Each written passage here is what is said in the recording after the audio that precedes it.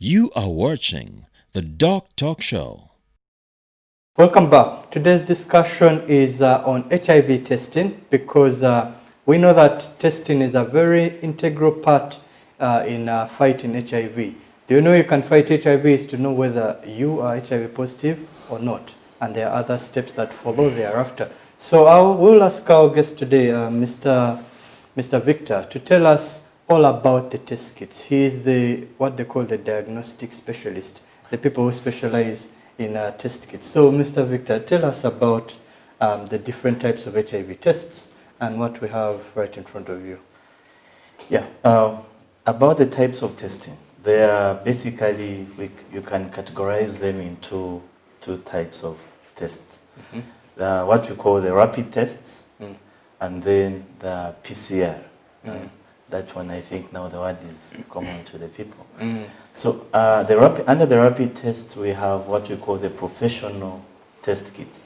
Those are the test kits that you'll have to go to the hospital and they take your blood and they test you for HIV. Okay. But then we also have what we call the HIV self-tests, okay, which can be used at home, office, in places where you feel convenient to test. And one of those testing kits is the Oral Quick. This is an example self-test. of a self-test kit. The one which can be done at home. At home, Okay. yes. Yeah. So basically there are just those two types of tests, the rapid test and the PCR, which of course is also supposed to be done in the hospital, usually as confirmatory tests. Okay. Yeah, Okay. but practically there are just two types, the professional testing and then the home test kit, which is called the self-test kit, which you can use at home. Okay. Yeah. So, Mr. Jeffrey, like Mr. Victor has explained, the two types of testing kits, the rapid tests and the, the PCR tests, which are more complex. So, can we say, would like to know when did the ministry adopt the strategy to have self-testing? So from the country perspective, like Victor did say, we have rapid tests and then we have molecular tests, which are quite sophisticated. So like for the national, the national HIV testing program, we have been using rapid tests in the field, in hospitals. We have even done home-based HIV testing services by trained health providers. All this has been in place so that we identify all those people that have HIV. Yeah, so fast forward, we, about 2 years ago, of course, the country has been looking at more innovative approaches to identifying people that are not yet identified. And like I said, these different population groups have different challenges.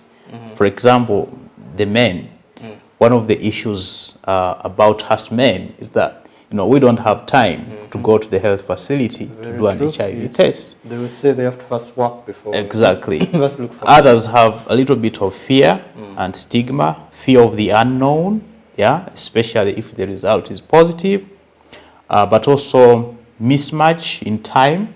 The time you want to test, maybe in the evening, the facility has closed, because the whole day you're working. Weekend you want to test, maybe you are now at home, you cannot access the facility. So distance, time, stigma, but also fear, fear of the unknown are all challenges. So all these are factors that affect access. So we thought very fast and quite deeply in terms of removing these barriers, to access for these populations. So one of the innovations that globally has come is HIV self-testing. So the difference here is that for self-testing, the individual collects their own specimen or sample, run the test, interprets the result. Okay, everything is done by the... Everything is done by the individual, it can be assisted by a trained health provider. If, for example, Darius, you want to test and you need support, a provider can assist you Okay. as you test. But otherwise, anyone But otherwise, can just pick the anyone kit, go can home pick the kits, and go home, test themselves. yes, follow the instructions, Okay. the instructional materials like he will tell you, and perform the test, interpret the result, and take action depending on the outcome of the result. Whereas for the profession, what we call the professional tests are only and only done by a trained health provider who collects your specimen, blood sample especially, runs the test, interprets the result, and relay the result back to you, and you discuss on what to do depending on the outcome of the test. So interesting. for the professional tests, they have to be done by a trained provider, but they can also be done at home, can be done in the hospital, can be done in the field, because they are rapid tests. Yeah. Whereas the self-test, anyone can get the kit and use it. You can use it in the office, you can use it at home, you can use it, you can sit in your car and run the test. And test it Yeah. So it before- comes with that extra level of convenience, discreetness, And privacy, and privacy. yes. Yeah. Okay. So, Mr. Victor, this test kit is called OraQuick. Could you tell us more about OraQuick?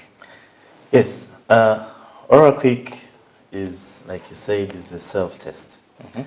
Now, OraQuick, unlike other tests that many Ugandans and many people out there are used to, does not require blood.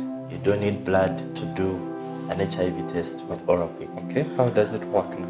OraQuick uses oral fluids, which are collected from our gums. Okay. So inside this kit, usually there is a. So you don't need blood when You don't need doing blood. this test. Yeah, this is a painless. I usually joke with my colleagues and tell them this is a painless test. Okay. You don't need to prick yourself. You don't need to injure any part of yourself. And you can do it in your car You or can at do your it in your home, car, you can in do your it own in your space. office, in your own space. So in this kit, we have two components. We have the test stick, okay, and then we have the buffer. Now this is the difference that self-test has with the other conventional tests. With the ones of What makes it hospital. a self-test, yes, is because it comes with everything. It comes with a buffer, and then it comes with a test stick. What does the buffer do? Okay. So the buffer is a liquid, okay, that aids the test, especially because this is lateral flow. So it aids the flow of the sample through the test strip and through the reading window. Okay. So the kit comes with a stand like this one. It comes with a buffer, which is Okay. like this. Okay. So you open the buffer. Okay. You place it on the stand, just like that. Okay. So on this side, this is our test stick. This. Okay, that's the test stick. Yeah, this is the test stick. This Okay. is what actually does, collects the sample and actually does the test. Okay. So it has a soft pad. Now this soft pad cannot injure your gum in any way. It has been designed in a way that it creates no harm. Okay. So it is this test pad that we swab on the upper gum once and on the lower gum once, just like on the upper gum once and on the lower gum once, and then we place this into the buffer.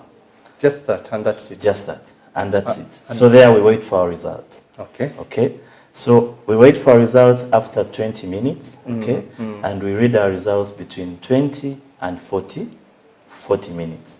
After 40 minutes, the result is now invalid. So you're supposed to read between 20, not before 20, but between 20 and 40 minutes. So there's a time limit when doing the test. It's easy to do. Yes. You just, like I said, you put the buffer on that plastic thing to stand. Yes. Then you swab the stick, the testing stick, Yes. around the gum and put it in there. So you wait for 20 minutes before you can read. Before you read the test. So you have to read it between 20 to 40 minutes after putting it in the stick. Yes. What is also very important is that the packing comes with 4 inserts. Okay. We're advised by the ministry that it is important to translate these instructions.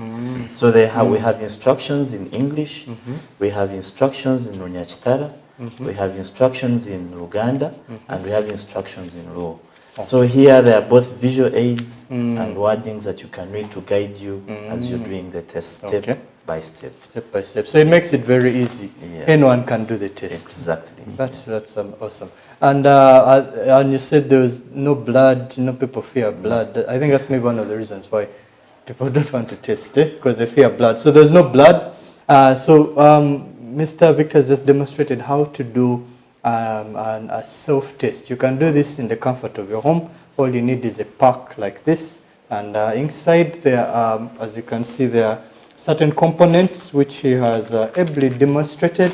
A small tube which has a fluid called a buffer that helps the test kit run, and then that testing kit, which the stick, we know where you put it in the mouth. So it uses saliva as the specimen to tell you if there's HIV or not. Okay. So after the break, we'll now talk about interpreting the results. So I've shown you how to do the test, but then what next? How do you interpret the results? How do you know, is it positive, is it negative, is the test correct or is it wrong? All those technical issues about the test will be explained shortly after the break. Don't go away. You are watching the DOCTALK Show.